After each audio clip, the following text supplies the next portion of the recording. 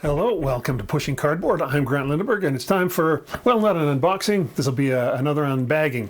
Today we're taking a look from a game from Revolution Games across the Narva, Soviet assault on Estonia, February 1944. This is from Stefan Ekstrom, and it's he's the fellow from Three Crown Games, and uses a similar system that I played in some of those other games. So that's why I ordered this from Revolution. I love Revolution's products anyway. And then when I heard there was the same designer that I'd been enjoying from Three Crowns, so that I'd missed at Revolution, I jumped on it. So anyway, this is I've got the. I don't even know if there is a boxed version of this. I've got the bagged version. I have quite a few Revolution games in the bagged version, because even when they do have a boxed version, they're $10 cheaper, which is, you know, when you buy a lot of games, that adds up. So, and the quality is just great. You just have to come up with a great way to store them. But I'm getting somewhere with that as well. Anyway, this is, as I said, Stefan Ekstrom. I don't think there's not much to say from what's on the outside of the package here, so we might as well just get right to opening it up.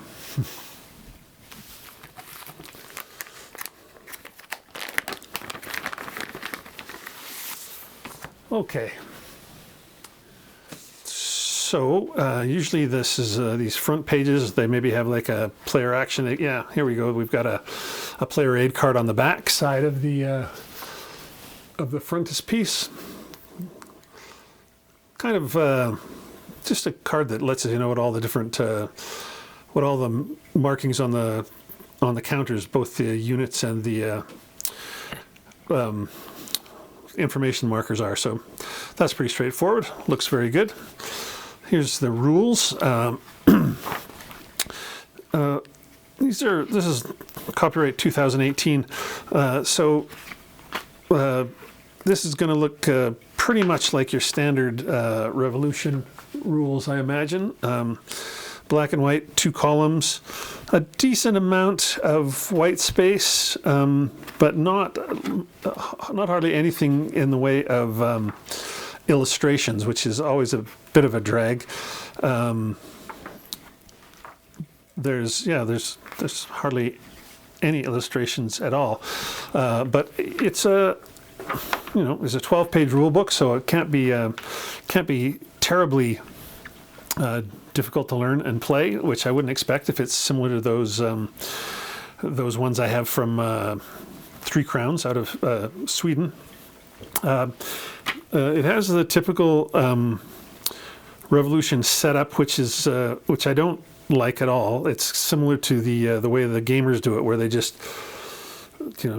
tell you that this counter goes in this X, this counter goes in this. It's just, I get lost in these lists. It's just like a long list of text with nothing to kind of help you out. There's a 12-page rule book. You think it could have been a 16-page rule book with a couple of pages that were just nicer setup schedules, or even setup cards or something. Anyway, that's the way it always is with Revolution Games, and they're one of my favorite producers. But I wish they'd get a little more forward thinking on that. Nice to see a little random event table here. I love random events tables. I love random events in games. So nice to see that. And now that I think of it, the game I played from Three Crowns also has random events, even kind of more detailed than that. All right, let's have a look at the counters. Looks like it's a single counter sheet, 1/2 inch.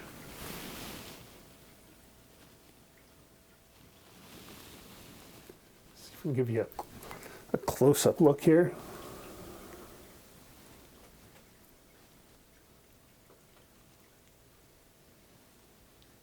This looks to be a slightly larger game than the one I have played from Three Crown.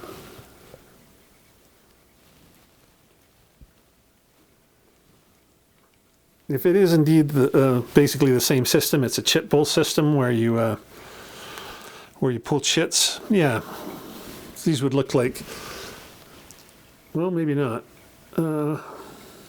Yeah, hard to say. Can't tell, but I think that's the way it is. Okay, final thing, here's the map.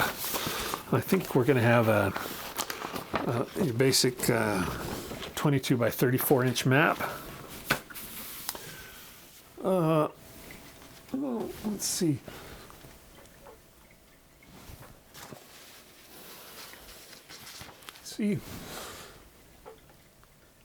Well, you can kind of see most of it. There's not a lot to see. We've got a lot of marsh. We got a lot of woods. We got a couple of big rivers. We've got Narva itself, and then up in this corner we've got a turn record track that looks like I think this shows this is something like replacement points or something that they get each turn. I can't remember what it is. Something like that. We've got, you get so many activations per turn. Looks like the Germans get 4 and the Russians or the Soviets get 6, or that could be just maximums. And then at the other end of the map, we have the combat results table. Pretty straightforward. Oh, it's interesting. It's a different line for the Germans and the Soviets. So same table, but it's slight shifts. It's like the Germans get a 1-column shift, and then train effects charts that are on one facing each player. So that's yeah. There's not much to show you on the map, so you get you a slightly closer look, but it's it's a perfectly good looking map. It's just that, man, this just looks like a giant area of swamp and woods, and if this is in the north, it's like what we in Canada would call, it's not so much, we don't call it swamp up there, we call it muskeg. But it is wet and gross anytime except for the winter when it's frozen. Anyway, that looks to be about it. That's everything for Across the Narva from Revolution Games. Stefan Ekstrom. Yeah, I look forward to playing this. This is a system that I've played a couple times now and I already like, so it should be nothing to pick it up and see what the little changes are for this particular version. Anyway, that's it. Across the Narva from Revolution.